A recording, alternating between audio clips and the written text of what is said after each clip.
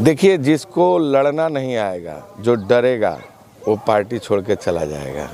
जो लाठी नहीं खा सकता, जेल नहीं जा सकता, जुल्म के खिलाफ, अन्याय के खिलाफ लड़ नहीं सकता, किसानों की बात नहीं करेगा, गरीबों की बात नहीं करेगा, राजमहल में रहेगा, वो नेता। तो जब भी चुनाव आता है आप देखते होंगे कि आपके वहाँ तमाम बड़ी बड़ी गाड़ियाँ आती हैं, तमाम बड़े बड़े रैलियों के साथ नेता वर्ग आपके दरवाजे तक कूच करता है और आपसे वोट की अपील करता है। तो नमस्कार, मेरा नाम है विकास श्रीवास्तव और आप कुछ समाचार देख रहे हैं। फिलहाल विधानसभा 331 में मौजूद है और यहाँ ये सीट जो है कांग्रेस के हवाले है। अजय कुमार लल्लू यहाँ के विधायक हैं और कांग्रेस के प्रदेश अध्यक्ष भी हैं। तो आखिर इनकी नीति कूटनीति क्या कहती है, राजनीतिक महत्वाकांक्षाएं कितनी बढ़ेंगी? और कहते हैं कि राजनीतिक महत्वाकांक्षाएं जब बढ़ती हैं तो अपेक्षाएं और उपेक्षाएं भी तमाम लोगों की बढ़ जाती हैं। तो फिलहाल इस क्षेत्र में अजय कुमार लल्लू दावेदार के रूप में दावेदारी पेश कर रहे हैं। तो क्या कुछ करने वाले हैं और दावेदारी कितनी सफल हो पाएगी इनकी, ये जानना चाहेंगे। तो सीधे मुलाकात करते हैं अजय कुमार लल्लू से और पूछते हैं उनकी रणनीति आगे की क्या कहती है। गाँव को न्यू कहा जाता है, तो सरल अंदाज में चाहेंगे आपसे, जो देसी अंदाज में आप रहते हैं, तो आपका मुद्दा जानना चाहेंगे आपकी विधानसभा के लिए। देखिए, ये क्षेत्र जो है गन्ना, गंडक और गरीबी का रहा है। गन्ना यहाँ का मुख्य नकदी फसल है। गन्ने की बुआई करने के उपरांत गन्ना पैदा होता है, उसी से गन्ना गिराकर यहाँ का किसान रोटी कमाता है और अपनी बेटी की शादी करता है, बच्चों को पढ़ाने लिखाने का काम कर रहा है।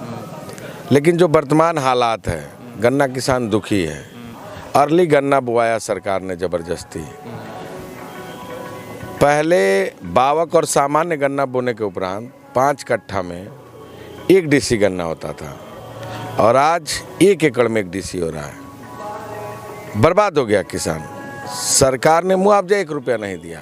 मुआवजे के सवाल पर, गन्ना किसानों के भुगतान के सवाल पर अजय लल्लू ने संघर्ष किया है, उनकी आवाज़ को उठाई है, मजबूती से उनके लिए लड़ने का सड़क से लेकर सदन तक काम किया है।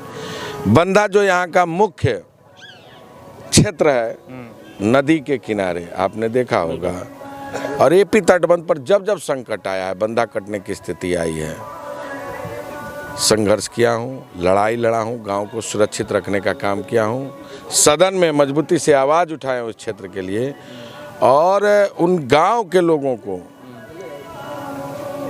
बचाने का काम, उनको सुरक्षा देने का काम, उनके लिए लड़ने का काम हमने किया है। गरीबी, चूँकि यहाँ के लोग बड़े पैमाने पर बाहर कमाते हैं, उद्योग धंधे न होने के नाते प्रयास किया मैंने कि उद्योग लगे, लेकिन अभी उद्योग के क्षेत्र में, इस क्षेत्र में अभी कोई बड़ा काम नहीं हो पाया। हमारा प्रयास है आने वाले समयों में हल्दी प्लांट, यहाँ दुदही के पास मैहरवा में जो बड़ा एरिया है हल्दी के रूप में, तो हल्दी उद्योग लगवाकर लोगों के लिए एक अच्छा रोजगार उपलब्ध करा सकूं। और मैंने प्रयास करके इस क्षेत्र में बहुत सारे काम के, बहुत सारे गांव ऐसे रहे जिन गांवों में लोग चचरे के पुल से इस पार से उस पार जाते रहे, चाहे वो गौरी जगदीश का बिनटोली गाँव हो, खानगी बाज़ार हो, रामपुर बरहन हो, रामपुर पट्टी हो, जो लोग सीधे आते थे तमकुई रोड के लिए, दमकला घाट पर पुल न होने के नाते चचरे के पुल से और नाव से इस पार आना जाना पड़ता था। वहाँ पुल बनवाकर, सिसवनिया चौबिया पटखौली में पुल बनवाकर, तमाम छोटे बड़े पुलों को बनवाकर लोगों के यातायात की व्यवस्था, गौरी घाट पर पीपे का पुल, दोकरा घाट पर पीपे का पुल, खैरवा घाट पर पीपे का पुल लगवाकर लोगों के आवागमन का रास्ता अजय लल्लू ने बनाने का काम किया। 10 सालों से आप इस क्षेत्र के विधायक हैं और प्रदेश अध्यक्ष भी रह चुके हैं अभी कांग्रेस पार्टी से, और यहाँ का रास्ता देख रहे हैं आप, इसका जिम्मेदार कौन है? ये रास्ता बन तो रहा है, इसका 68 करोड़ रुपया हमने स्वीकृत कराया है। चुनाव आया तभी क्यों बन रहा है, पहले क्यों नहीं बन रहा? आप शायद आपके संज्ञान में नहीं है। इस सड़क के लिए लगातार सड़कों पर संघर्ष हुआ है, सदन में आवाज उठाई है, घेरा है हमने सदन में मंत्री और मुख्यमंत्री को, जैसे क्या जिसका देन है कि आज 68 करोड़ रुपया स्वीकृत हुआ है और काम हो रहा है।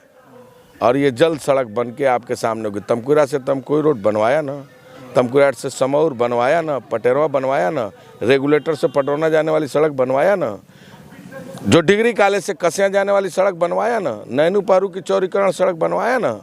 तो निश्चित तौर से ये भी सड़क बन रही है, काम चल रहा है इस पर, आप देख रहे होंगे आने के उपरांत आपने देखा होगा। जैसे गांव में घूमते हैं तो मूलभूत सुविधाएं होती है, जैसे शिक्षा, स्वास्थ्य और भी तमाम प्रणालियां होती हैं, तो उस पर कितनी मजबूती से आप काम करेंगे और आप फिलहाल अभी तक आपने काम किया उस पर? देखिए, जो सेवरही का अस्पताल है उसको हमने 100 बेड का अस्पताल स्वीकृत कराया, महिला अस्पताल बनवाया है, कोरोना काल के समय ऑक्सीजन सिलेंडर और कंसंट्रेटर लगवाकर लोगों के जान जीवन की रक्षा अजय लल्लू ने किया है। चाहे वो सेवरई हो, दुदई हो, तमकोई राज हो, चाहे वो तरिया सुजान का PSC हो, मैंने प्रयास किया, ऑक्सीजन प्लांट लगवाया। ठीक है, फीता कोई काट ले, लेकिन ऑक्सीजन प्लांट की स्वीकृति अजय लल्लू ने कटाच को सौंदर्य के रूप में आप तब्दील कर रहे हैं। नहीं, मैं कटाच इसलिए कर रहा हूँ, जो लोग ये जानते भी नहीं है कि काम का तरीका क्या है, वो लोग तो केवल फीता ही काटेंगे ना। सरकार का भाई धमक है। तो नीति कूटनीति किस तरीके से आप बना रहे हैं अपनी? नीति लोगों के बीच में हूँ, उनके लिए संघर्ष करता हूँ, उनकी आवाज़ उठाता हूँ। 50,000 रुपये से 5 लाख रुपए तक 12,000 लोगों को इलाज का अनुदान अजय लल्लू ने दिलवाया है। कोई ऐसा गांव नहीं है जिस गांव में अजय लल्लू ने विद्युतीकरण न कराया हो। कोई ऐसा टोला नहीं है जिस टोले में अजय लल्लू ने सीसी सड़क और इंटरलॉकिंग न कराया हो। कोई ऐसा गांव नहीं है जिस गांव के लोगों के सीधे संपर्क में अजय लल्लू न हो। मैंने संघर्ष किया, इनकी आवाज़ उठाई, इनके लिए लड़ा हूँ, दुख सुख में खड़ा हूँ, और इस क्षेत्र का हूँ, और बेटा हूँ, भाई हूँ, लोगों का लाड प्यार है। जैसे जो युवा तमाम दिख रहे हैं यहाँ पे, इन युवाओं को कहीं ना कहीं नेताओं से उम्मीद होती है, क्योंकि तमाम दावे तमाम वादे के बाद एक नेता एक प्रतिनिधि चुना जाता है। तो ये युवा जो जिंदाबाद किनारे लगाते हैं, आपकी नहीं बल्कि हर नेताओं के पीछे जो युवा रहता है, कहीं ना कहीं उम्मीद की किरण से देखता है। तो उन युवाओं के लिए क्या कुछ करने वाले हैं अजय कुमार लल्लू? देखिए, युवा शक्ति के बल पर जग की आज़ादी पलती है, इतिहास उधर मुड़ जाता है जिस ओर जवानी बढ़ती है। इन नौजवानों के रोजगार के लिए किसने लाठी खाई?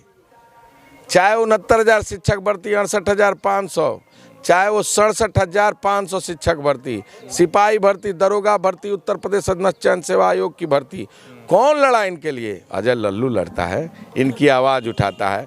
सरकार की नीति खराब है, नीयत खराब है, इसलिए इनको रोजगार नहीं मिल रहा है। आप बताइए ना, बेरोजगारी में नंबर 1 है उत्तर प्रदेश, कानून व्यवस्था के फेल होने में नंबर 1 है उत्तर प्रदेश, भुखमरी में नंबर 1 है उत्तर प्रदेश, किसानों की आत्महत्या करने में नंबर 1 है उत्तर प्रदेश, कुपोषण में नंबर 1 है उत्तर प्रदेश। है क्या उत्तर प्रदेश? उत्तर प्रदेश में काबा यूपी में सांसद कहते हैं, सहारा बेच दिया इन लोगों ने। अस्पताल प्राइवेटाइजेशन, बिजली विभाग प्राइवेटाइजेशन, कहाँ है भर्ती? सारे विद्यालय देखिए ना, खाली पड़े हैं, भर्ती नहीं हो रहे हैं। सारे अस्पताल देखिए, डॉक्टर नहीं है, भर्ती नहीं हो रहे हैं। कौन है जिम्मेदार? ये तो सरकार का काम है ना। लेकिन सांसद जी कहते हैं यूपी में सब बा।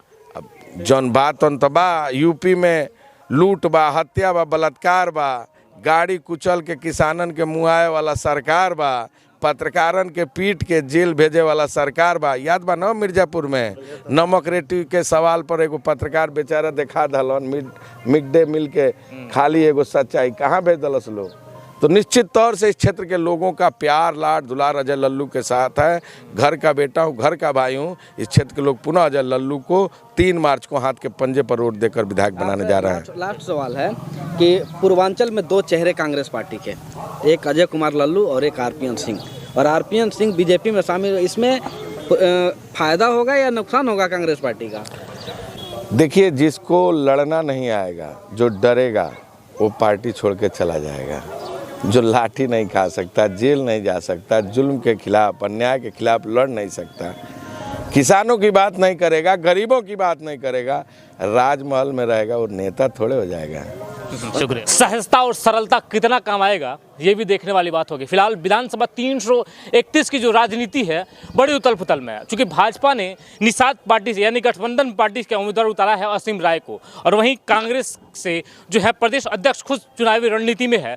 तो आखिर देखने वाले होगी कि रणनीति में कितना अपने आप को भेद पाएंगे और असीम राय को कितना मात दे पाएंगे अजय कुमार लल्लू। चूँकि फिलहाल नंदकिशोर मिश्रा के भाजपा ज्वाइन करने पे काफ़ी तब्दीलियां हुई हैं यहाँ पे, उथल पुथल, राजनीतिक उथल पुथल में ये क्षेत्र रहा है। तो अब धीरे धीरे जब क्षेत्रों की ओर अग्रसर होंगे, आपको दिखाएंगे, चूँकि नाम है तमकोही रोड, लेकिन रोड का नामो निशान नहीं है। ये एक बहुत महत्वपूर्ण समस्या है यहाँ पे। अभी बांधा की जब इन्होंने बात किया, तो बांधा में आए दिन जब बाढ़ आता है, बाढ़ की समस्या जब आती है, तो आप देखते होंगे कि लोग घर को छोड़ने पर बेबस हो जाते हैं, मजबूर हो जाते हैं। तो ये सारी परेशानियों का आखिर निदान निष्कर्ष क्यों नहीं खुल खुल के सामने आ पाता है। तमाम जनप्रतिनिधि जो आपके हुक और हवाज के लिए आवाज़ उठाते हैं, आखिर वो लोग क्यों चुप्पे साथ के बैठ जाते हैं? जब भी चुनाव आती है, रणनीतियाँ बन जाती हैं, कूटनीतियाँ तैयार हो जाती हैं, लोग धरातल पर योजनाओं को प्रतिबद्ध करने के लिए लग जाते हैं। लेकिन फिर भी ये देखने वाली बात होगी कि फिलहाल जब ये चुनाव आपके बहुत करीब, बहुत समीप है, तो जब ये चुनाव जीत जाएंगे लोग, तमाम जो भी जीतेगा, जिसके भी खाते में सीट जाए, तो आखिर इसके निष्कर्ष और निदान समस्याओं के निपटारा के लिए क्या कुछ करने वाले हैं। तो फिलहाल के लिए इजाजत दीजिए। बहुत बहुत धन्यवाद, बहुत शुक्रिया।